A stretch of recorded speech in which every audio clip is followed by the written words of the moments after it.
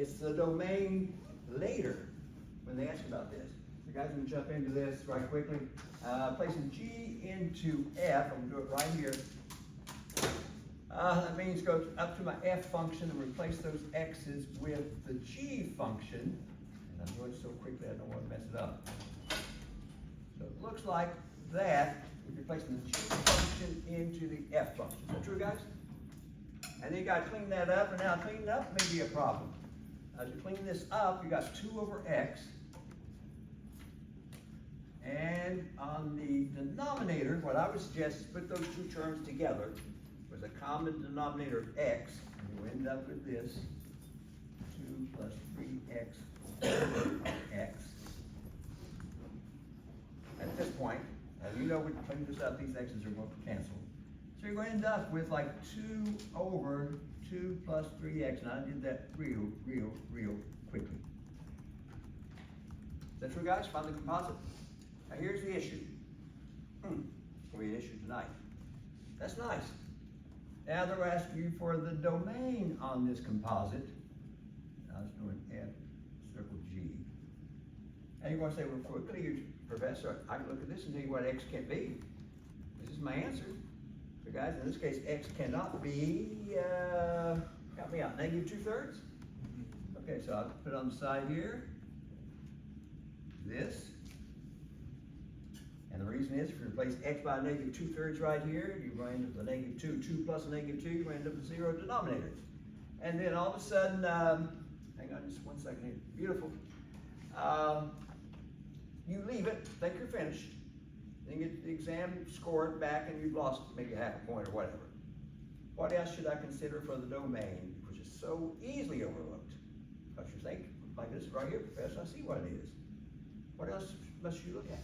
The domain of G of X. Yeah, the G of X, you're replacing G into F. I could not have done this problem if there's an issue with G. Is there an issue with G? Yes, X cannot be what? 0. 0. So you gotta add that to this. There's your domain.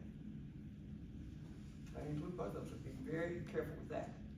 And you may want to put that in interval notation, it's up to you. Okay, so I thought I'd point that out right quickly. Okay, guys, now, the 4 o'clock session, thank you for coming in. I think it's gonna help.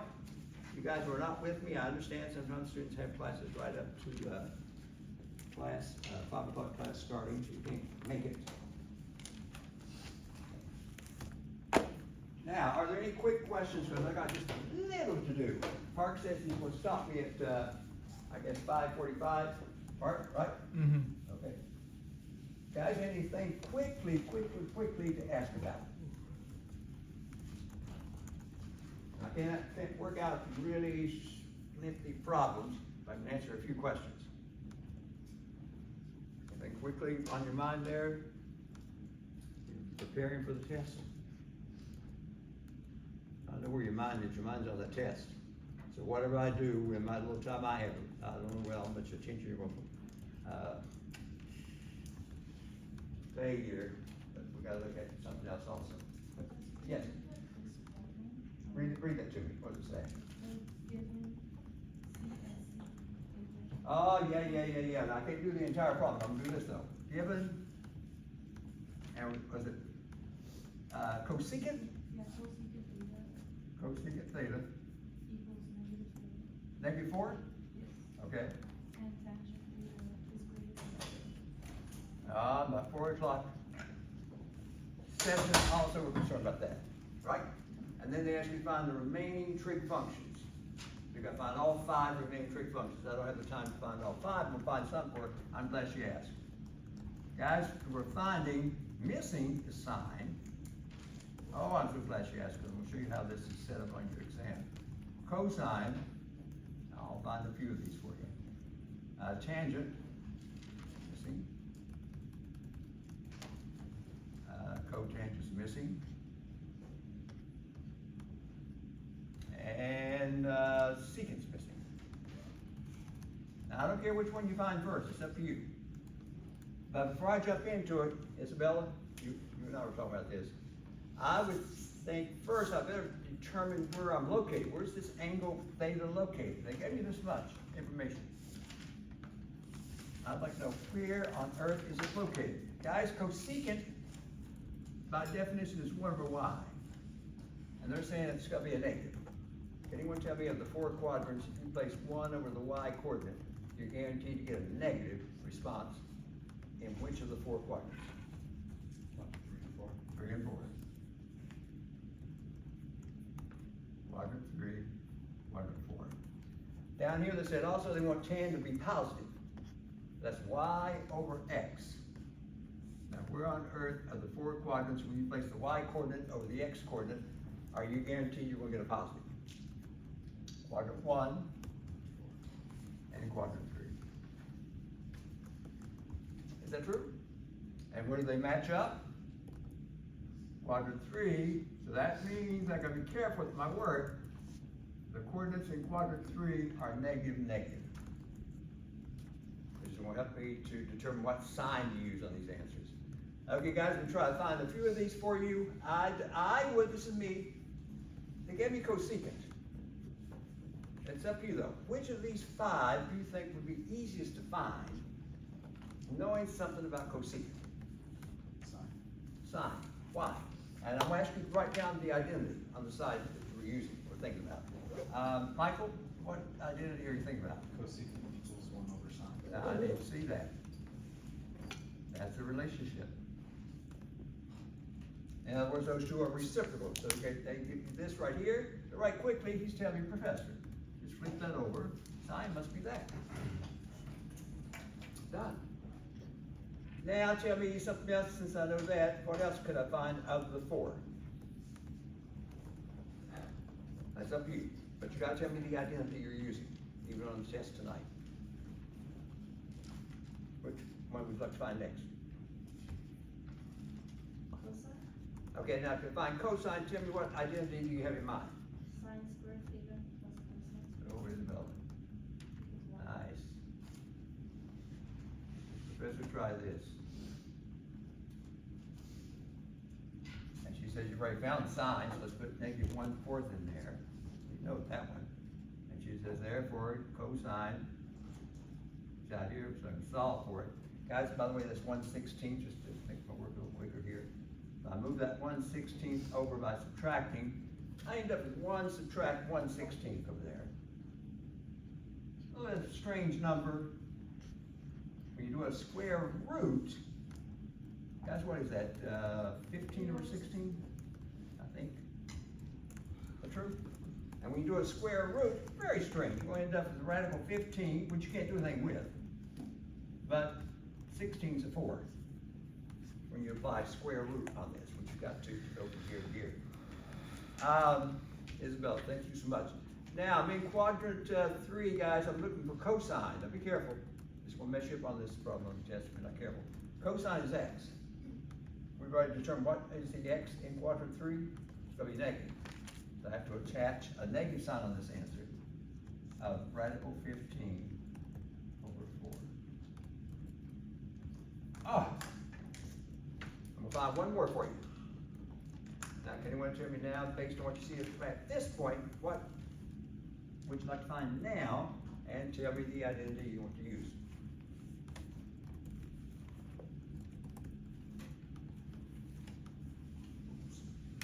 I would do tan myself. And tan is, and you gotta show me, it's this property, identity, sine over cosine. I gotta see that written on your work tonight. So put sine over cosine, I got sine is negative 1/4, so got to squeeze it in right here, over cosine, we just discovered that. It's somewhat of a strange answer, but that's sine over cosine. 4's will cancel. It's going to be a positive answer, and I can't leave that square root 15 where it is, so what's the final answer? It's going to be positive, positive what? Radical 15 over what? 15. Do we agree, guys? If you rationalize? Yes? No? I did it quickly. Is that it? Okay. Now, I'm not going to do anything. I'm glad you asked. If you want to find cotangent, you could just what? Flip this one over. Because cotangent is equal to what? 1 over tan? identities. And if I, secant, how can I find secant real quickly if I had time? What identity would you use to find secant? Secant's one over cosine, so that means that go back to cosine, flip that S over, rationalize, and you get the answer. I think the one we did in the 4 o'clock session, all the numbers were well behaved, weren't they? Same process though. Does that help? Beautiful. Okay guys, here's what I gotta do, in the little time I have. Chapter 5 is closed, but I'm not closed. I brought in, this is a sketch of the 6 trig functions. These are parent graphs. Did we have time Monday, did we look at one where we had to do a transformation? And what a headache is to do a transformation on one of these curves is a headache. So I just want to show you some quicker way. Now this is nice, this is in degrees here guys, I like this side. They also have on the other side, domain, range, mention, and so forth and so on. And it looks like they have this one in radians. Same shapes, but one's in degrees, one's in radians, okay? So I'll get that to you guys, it's just a resource for you. Now what I need to do is, oh boy, do I have it, okay, part 1. I need to sketch. And remind me before I start sketching, did I sketch at least sine already? The sine wave? Did we do cosine? No. Oh boy. Did I do tangent? No. No. Okay, so sketch. Let's call this f of x is equal to, I'm going to try cosine x. Now if you guys want to use theta rather than x, go for it. Now here's what I would suggest to do to get the shape of the parent graph for it, cosine. I'd go back to the unit circle real quickly.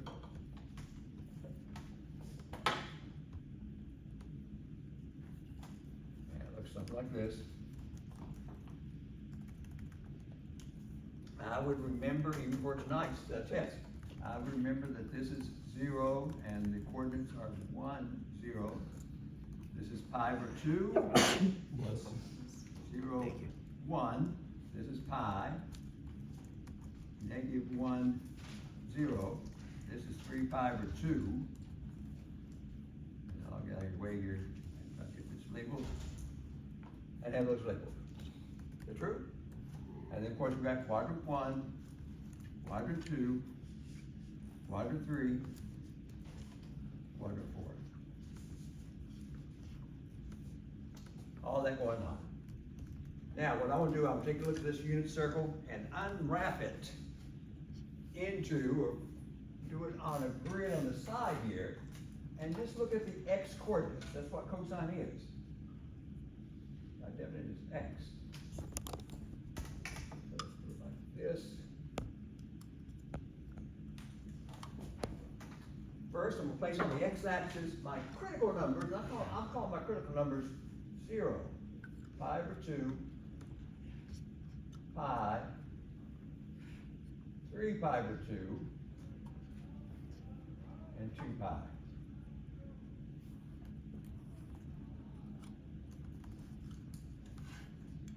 Take a direct unit circle. Now, someone's going to help me out. We'll start graphing here shortly. Can anyone tell me if I'm looking at cosine x? I know the x there, if you don't put a theta, it may bother you, but the definition is x. You're looking at the x coordinate. So guys, at the very beginning, 0 on the unit circle, the x coordinate is what, 1? So it says you're going to start this graph up at 1. So it's going to be up here. That's where it's going to start. When I reach pi over 2, which is up here, I'm looking at the x. The x is 0. So I'm down 0. When I reach pi, which is over here, I'm looking at the x, cosine, negative 1. I got to drop down to negative 1, and I'm there. 3 pi over 2, the x coordinate is 0. And when I finally finish up one complete revolution, I'm all the way around back to where I started. I'm back at a 1 for the x, so it's back up here. Connect. About one cycle here.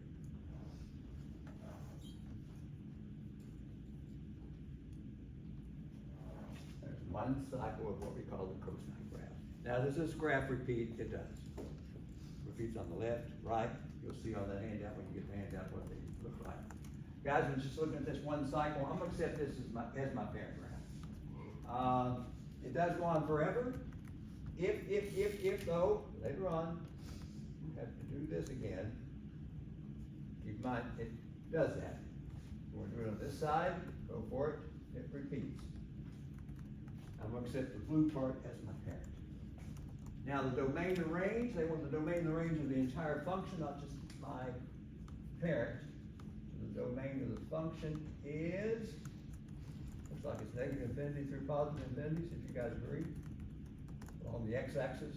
The range for this entire function for cosine, the up and down, looks like the lowest it drops down is -1, and the highest is +1. So let's do this. And there's the domain of the range. What do you think I'll accept as the period number? Because these things are periodic, they repeat. At what number might I accept the period number for cosine to be? Looks like at 2 pi, we'll just do another cycle, starts repeating. Accept the period number as 2 pi every 2 pi in length. This thing's going to repeat, just repeats the same cycle. Amplitude, I think I mentioned that last time I saw you, I think I did. Amplitude is the highest point the graph goes up to from the axis. Now I see carefully here. It's 1. It's the highest point on this graph. And from the x-axis. Are we okay, guys? Now let me point out something, Aaron. When we do this, not tonight, they say now sketch this.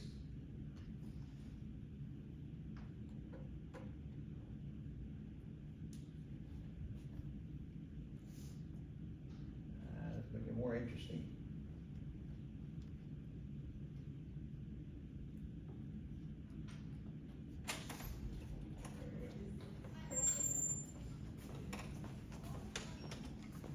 Now, if they ask us to do it through transformations, Aaron, you want to help me out? I've turned this around a little bit. What do you think of the negative sign out here? And then back to -3. Would it be better, guys, we're so accustomed to, let me do this. I wrote this down real quickly. Are we more accustomed to maybe subtract 3 on the end rather than set out front? Aren't we? Is it true? Okay, so let's rewrite it as that. Let me erase this, guys. Let me say that. Okay, Aaron, help me out here now. If you were going to graph this through transformations, you got the parent graph in blue. This says to do what? Amplitude 2. Amplitude is 2, or vertical stretch by 2. We have to go through and multiply all the y coordinates by 2. This, with transformations in mind, what's going on here? It's like on the y-axis. And it's going to be on, but something else going on also. What should I do first before I even consider it?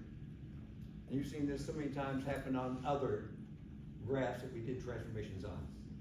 This should be turned around. The x should come first. So that should be -x plus pi over 4.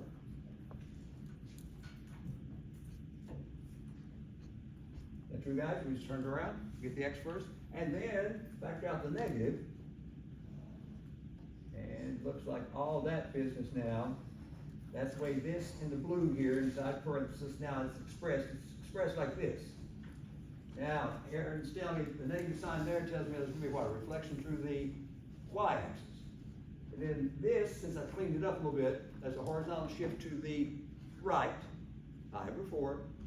And then of all things, then you're going to what? Vertically shift the graph down 3. Guys, you saw me do one of those on Monday. They are time consuming. So I may ask you on your next test to maybe do 1 by transformations. But by the time we get there, we'll have a shortcut to get this done. But that's what's going on. Sketching a graph. There's the basic cosine graph. Now I'm going to run out of time if I'm not careful here. That one's done. That's cosine. Sine and cosine, there's 6 of these. We have 4 more. And I can't do 4 tonight. Let me do this one. and get some input from you. Suppose we're asked to sketch this one.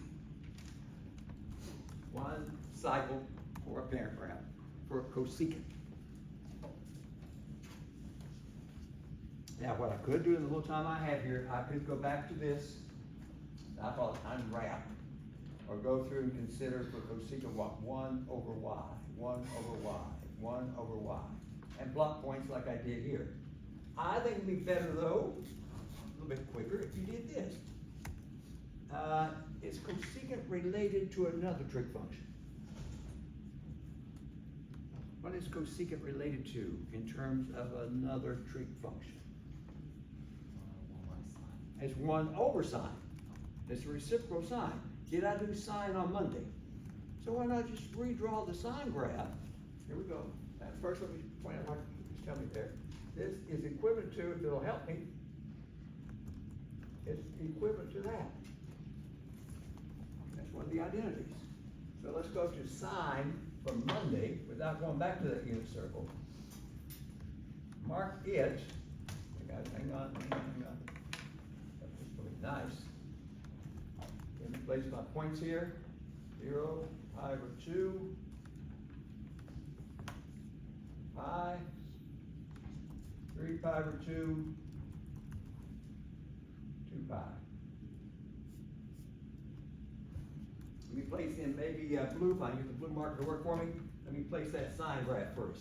The sine graph from Monday, it started at 0. Then went up to 1. Up here at 1.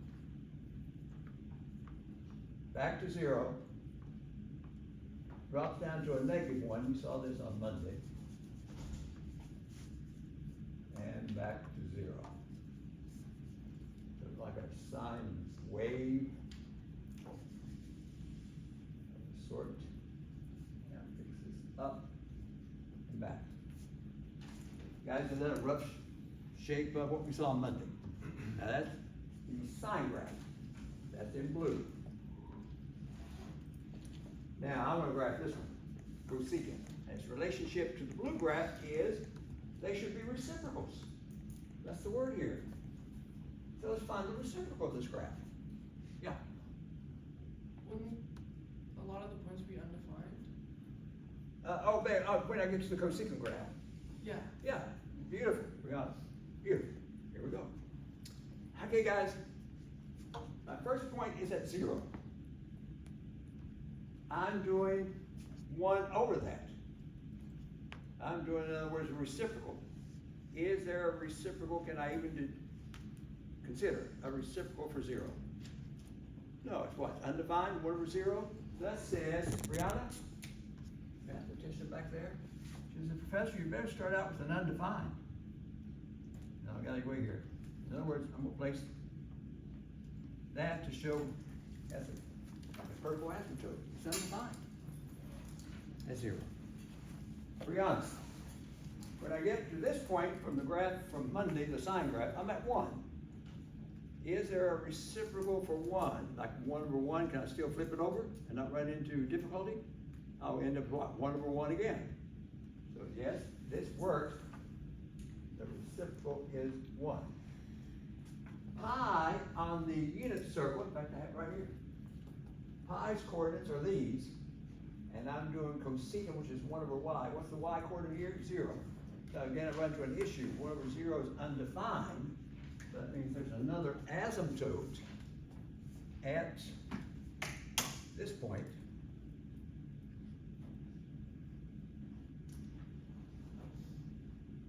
Three pi over 2, guys, the coordinates were these, and still I'm doing 1 over y, where the y this time is -1. So 1 over -1 gives me what?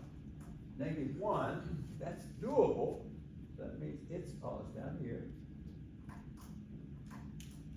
And then finally 2 pi, 1 complete revolution, I'm back here, and doing 1 over y, where the y is 0, and that's undefined, so I have another asymptote. Here.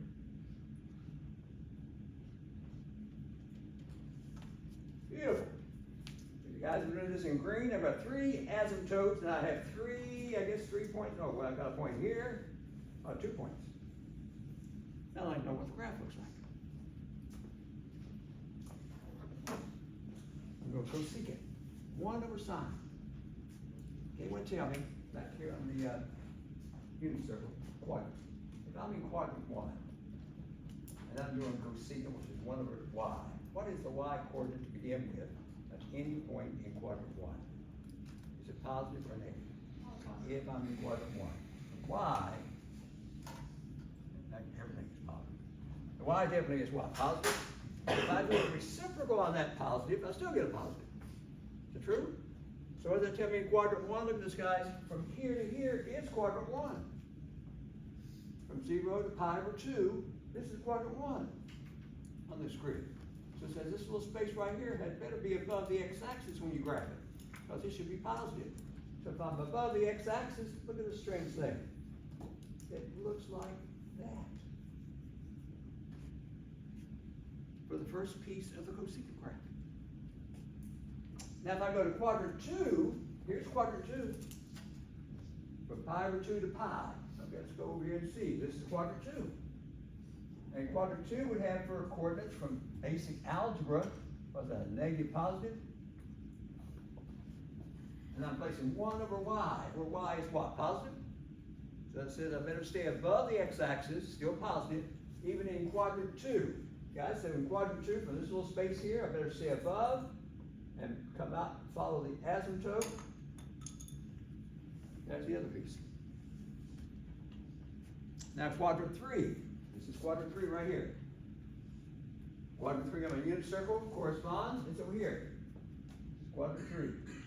And I notice in quadrant 3, guys, here, the coordinates were, what were they? Both negative. If you're in quadrant 3, I'm doing 1 over y, where y is negative. That means this must be negative this time. So what does that tell me is happening here in quadrant 3?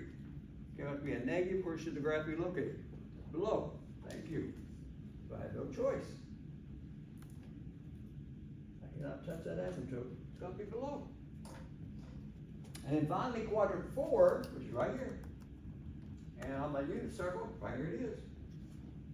Actually, there's 2 pi also. Here to here, that's one complete revolution. I'm in quadrant 4, and the coordinates are, please tell me, is it positive or negative?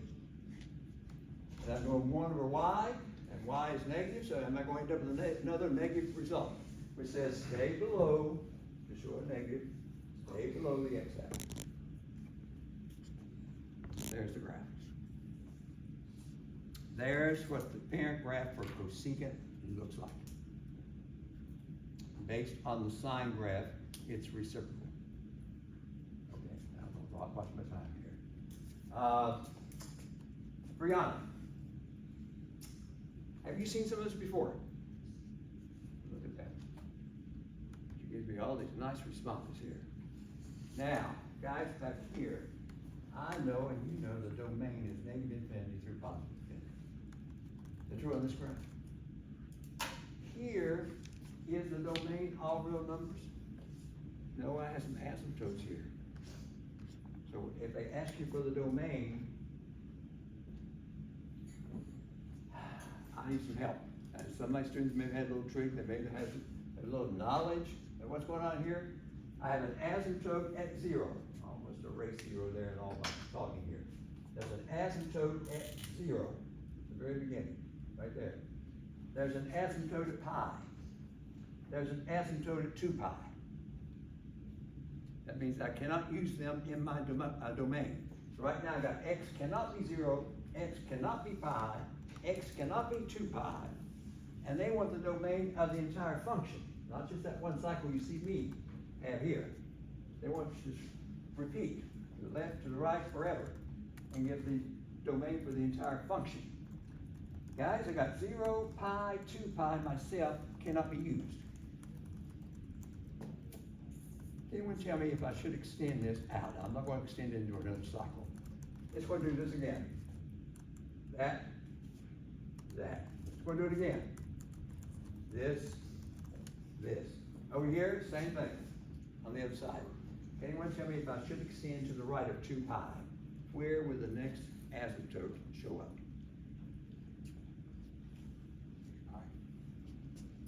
I heard 3 pi, we got 0 pi, 2 pi. Michael thinks, oh, professor, must be a pattern of some sort. He thinks when I reach out to 3 pi here, if I should go, he says maybe I should have another asymptote. You guys agree? Then after 3 pi, maybe what? 4 pi. I heard 4 pi. How about on this side, if I went this side, where would the next asymptote show up on the left of 0? Negative pi. Then negative what? 2 pi. Negative 3 pi. All those will give you an undefined, that's where all those asymptotes will show up. Michael, we can't list all of them, it goes on forever. So I now need from this class, that I've been bragging on, here we go, x cannot be, mine is 0 pi, 2 pi. Michael says, professor also is 3 pi, 4 pi, I think, right? 5 pi. On the other side, some negatives, like what? Negative pi, negative 2 pi, negative 3 pi. Can someone come up with a nice little formula to show someone, because you can't list all of them, to show someone with a nice little formula that would take into consideration all of them without me trying to list them because I can't list all of them.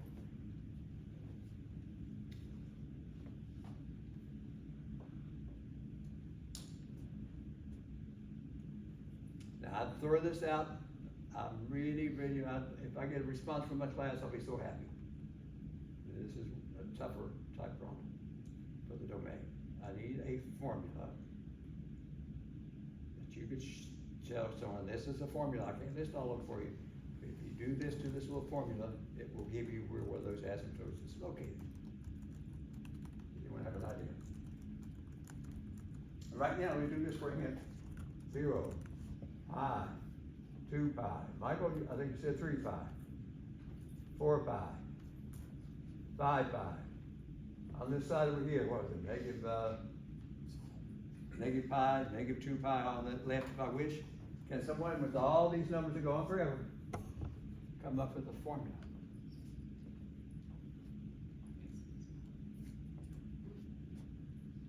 And like I said, I may be asking for something that we just can't quite come up with right now. Theta plus or minus pi. Do it again. Theta plus or minus pi. Ooh, getting close. Ooh, whoa, that may even work. Okay, you're on the right track.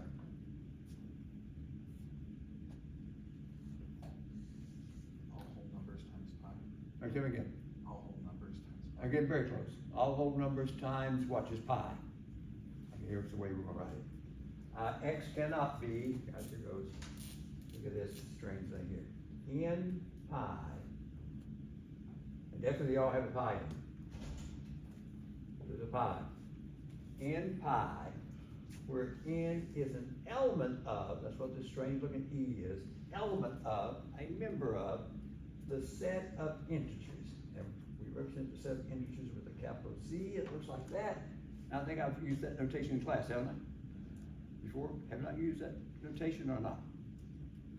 I haven't? Oh, this is a set of integers, which means it's a set containing these numbers, no fractions. Nice numbers like these, no decimals. It's a large set. That's called a set of integers. In mathematics, we represent that set containing those types of numbers with a Z, strange looking Z there. So I'm saying, Michael, class, choose any of these numbers you wish, put it right there in front of pi, and you're guaranteed you're going to have an asymptote. Is that true, guys? So please tell me, since this thing goes on forever, could I place, for example, 99? 99 is in that set of integers. If I place a 99 right there, that would make it 99 pi. Are we guaranteed if you should go way out to 99 pi, should there be an asymptote? If I follow this formula. Is that true, guys? And that should take care of all of them. Without this all of them. Now, watch my time here, I'm almost out of time already. A range. Let's get the range out of the way. The range of the entire function. want to be clever to close this down for tonight? Tell me, based on the range, the up and down, a good way to describe the range on this strange cosecant graph.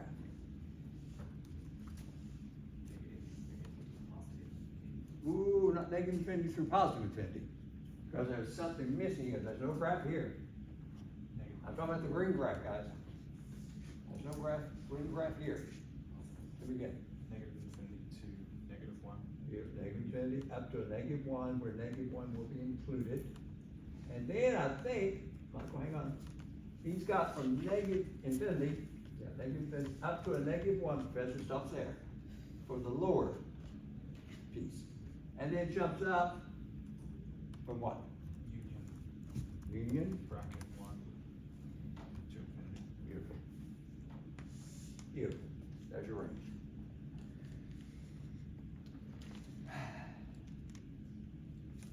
So guys, at least have time to do a little bit with that.